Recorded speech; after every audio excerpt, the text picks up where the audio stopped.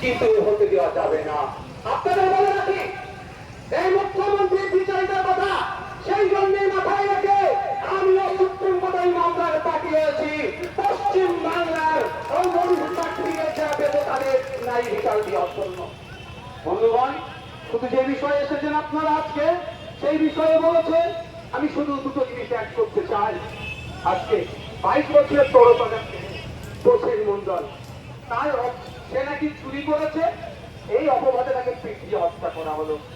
আচ্ছা বলেন, যদি কেউ চুরিও করে দেয়, অন্যায় করতে নিশ্চিত হবে, তার জন্য প্রশাসন আছে, আইন আছে, বিচার ব্যবস্থা আছে, কিন্তু আমাদের প্রসেন মন্ডলকে পিটিয়ে হত্যা করলো। এই সাহসটা পাচ্ছে কোথায়? সাহসটা পাচ্ছে আমার রাজ্যের প্রশাসনের যিনি প্রধান আছেন, সরকারের যিনি প্রধান আছেন, মাননীয় মুখ্যমন্ত্রীর জন্য। ইসরাত আলম, আমি তার বাড়িতে গিয়েছিলাম, 100 স্কোয়ার ফুটের ঘর হবে না। আপনি অবাক হয়ে যাবেন, তুমি তোমার বাড়িতে গিয়ে দেখেন, ভিডিও দেখে দেখেন, সরকার থেকে শুরু করে আনিসকে তারা ছাদ থেকে ফেলে হত্যা করলো। শিকারী বড় আদিবাসী সমাজের ছেলেকে আফগানি দপ্তর তুলে নিয়ে গিয়েছিল। 3 দিন পরে তার লাশ হয়েছে। সে পুলিশ সরকারের কাছ থেকে অপকর্ম করলো, অন্যায় করলো তাদেরকে। এর প্রশাসনে একটা অংশ মুখ্যমন্ত্রী বাঁচানোর জন্য কেন তৎপর হয়ে উঠছে, এর কোনো আগামী দিনে দিতে হবে। আমরা শান্তিপূর্ণ আন্দোলনের পক্ষে, গণতান্ত্রিক ও বঞ্চিত আন্দোলনের পক্ষে, বিচার ব্যবস্থার প্রতি সম্মান রাখতে রাখি।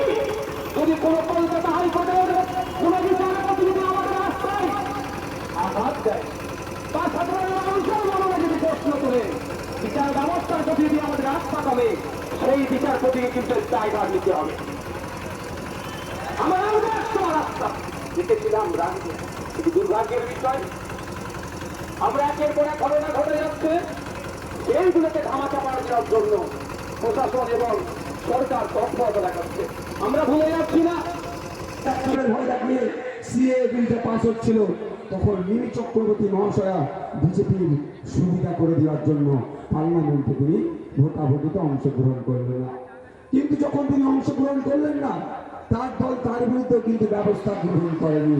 তাহলে থেকে বোঝা যাচ্ছে তৃণমূল কংগ্রেস পক্ষান্তরে বিজেপির সহযোগিতা করছে।